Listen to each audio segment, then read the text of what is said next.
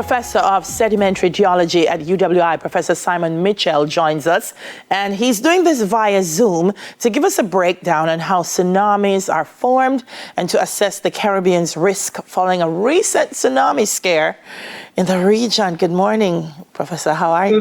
Good morning. I am fine, thank you. Morning, Prof. Great to see you. Good. I'm an older fella, and I've never heard that we had a tsunami warning before. Have we? We don't get tsunami warnings very often, but they suddenly came. They became more of a topic, particularly with the Boxing Day tsunami in 2004, when of course we had that disaster in basically Asia. And what we really see now is the fact that there's a greater basically need to understand these things. So what we're finding is that we are now moving towards a world which is interconnected and where you can actually do these things. So a lot of the seismic stations around the world are connected together so that people can actually recognize when there is a tsunami and predict when they're actually going to occur. Yeah, but I meant I don't think Jamaica has ever had one, which is what Well, no, but that doesn't mean it hasn't had tsunamis. Yeah. What is a tsunami? Okay, a tsunami is a wave that is triggered by something that is not tidal. They once used to be called tidal waves in some ways, but they're not tidal. So the ways of generating them are, for instance, a big earthquake. And a big earthquake, by happening, displaces water. And if you displace water, the water's got to get back to how it actually is in natural equilibrium. In other words, it has to move. And in moving, it creates waves. Mm-hmm. And you can actually get tsunamis produced by other things. For instance, a meteorite impact could produce a tsunami as well.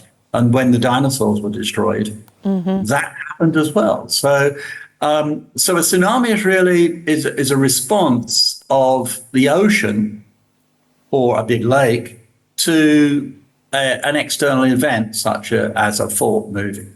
Yeah, I a couple of years ago realized that Port Royal experienced a tsunami. Which is what claimed almost half of it. So I know in history when we talk about the earthquake, it was a tsunami. So which tells me that we can be prone to it here in Jamaica. Isn't that right, Prof? We do, yes, we are prone to it. And at some point we will have a tsunami. Mm-hmm. Most of our tsunamis are going to be related to earthquake movements. Yeah.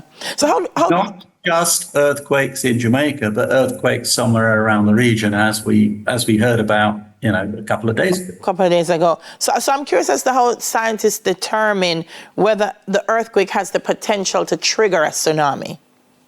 Okay, there are two things really. Let's say three things. The first one is how big is the earthquake? Okay, so once you get an earthquake that is around a 7 or more magnitude, the potential is to generate a tsunami. So the first thing is how big was the earthquake? That's why we have these stations that are linked together so that people can actually work those sort of things out. So that's the first thing. Second one is the type of earthquake. Earthquakes relate to one plate moving against another plate. Now, that movement can be side to side, or it can be up and down. Now, if it's side to side, it doesn't produce the displacement on the seafloor. Okay, so it can't generate a tsunami. If it's up or down, it can generate a tsunami because you offset the water at the base of the seafloor. Yeah. So that's the situation. Now, many of the faults we've got around here are the side-to-side ones, so they are not going to generate a tsunami. But the shaking can also create landslides. And if you have an underwater landslide will displace water and create a tsunami. And that's what caused the one which devastated Port Royal. Yeah, I read that last one last week, 7.6. I read 8 somewhere. But obviously, it was a big thing, Prof, because when I read it, the tsunami warning was for Cuba, Puerto Rico, Cayman, Jamaica, so many countries. Is that unusual or no? That's normal. That's normal. If you've got a large earthquake, and let's be serious about this. If we've got a large earthquake, what you do is you look about the potential. That has generated tsunami. Who can be affected by that tsunami? And the real key thing is to look at it and think about that. And the reality is that anybody in direct ocean contact, sea contact with where the fault happens could see that tsunami. So they can go across oceans. Yeah. So the Boxing Day one went across the oceans to Africa, for instance. Yeah. I don't know if it can be measured in terms of miles, yards, whatever, but God forbid it did hit us. How far inland would this water come? It depends how much water was displaced, but you've got to think about it that a wave that may be only a meter or so high can really come in a long way because it's coming with a great velocity. When it comes across an ocean, it's coming at 500 miles an hour. Wow. It's very, very quick, 500 miles an hour. Wow. Yeah. Where that earthquake happened, it would have hit western part of Jamaica within an hour. Wow. Now, when it gets to shallow water, it slows down. Now, remember, and your diagram there shows that, but as it's slowing down, the waves actually become bigger. So actually, in open ocean, you wouldn't see it so much. But when it actually gets into shallow water, it becomes bigger, and that's where the waves come in. And because they're moving, okay, the water doesn't stop, okay? It just keeps coming in. So it will run up until the velocity, it basically reaches it. So it's not just going to run at a 1 meter above, it's going to run a bit higher than 1 meter. If it's 1 meter wave. If it's a 2 meter wave, it can go in a long way. And remember, a lot of the areas around Jamaica are flat. A lot of the areas where people live are flat. So it can actually go in quite a long way. Wow. I know last year we had quite a bit of activity on land, Professor. Got some big ones to me. No, we did, yeah.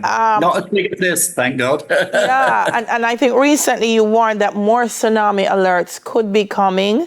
What factors do you think are contributing to this increased risk? At the moment, we seem to see that the faults along the northern margin of the Caribbean plate, which we are on, seem to be moving at the present point in time. So since we've gone back to that particular Haiti earthquake, 2010, Yes. what we've actually seen is we've seen quite a lot of big earthquakes along this boundary. So what we seem to be seeing is that there is a lot of movement along the fault boundary at the present point in time. And that's a complex boundary. It's more than one fault. It's a series of faults. But we have certainly seen quite a lot of movements in the last, certainly 15 years. That could stop, but it could continue. Because once you get one movement, it doesn't mean you're going to get another one, but it can put stress somewhere else so that somewhere else actually is at risk of moving. We'd love to be able to predict it, but we can't predict it. Yeah. Obviously, Professor, you are our expert, and we thank you so much for always being available to us. I remember speaking with you a couple of years ago, and you told me something like we had like 200 earthquakes for the year or something like that. How many we had last year? I know we didn't feel all of them, but how many we had last year? When we had, remember when we had that, the 5.6, the biggest one we had on land, we had 200 earthquakes within that month following it. We had how many? 200 in the month following that earthquake. In 1 month? Yeah. Wow. It's aftershocks. And what happens is that you get a fault moves.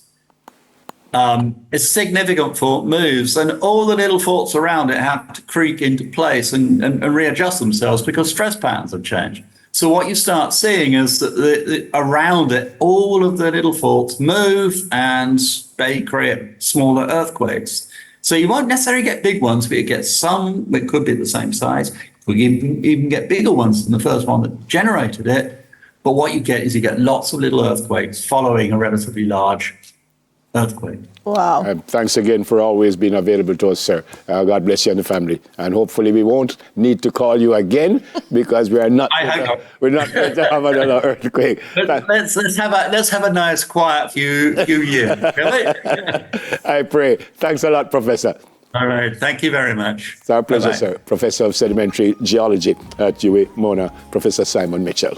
A fun stop to highlight World Radio Day is up next. Neville and I are ready. Yeah. What?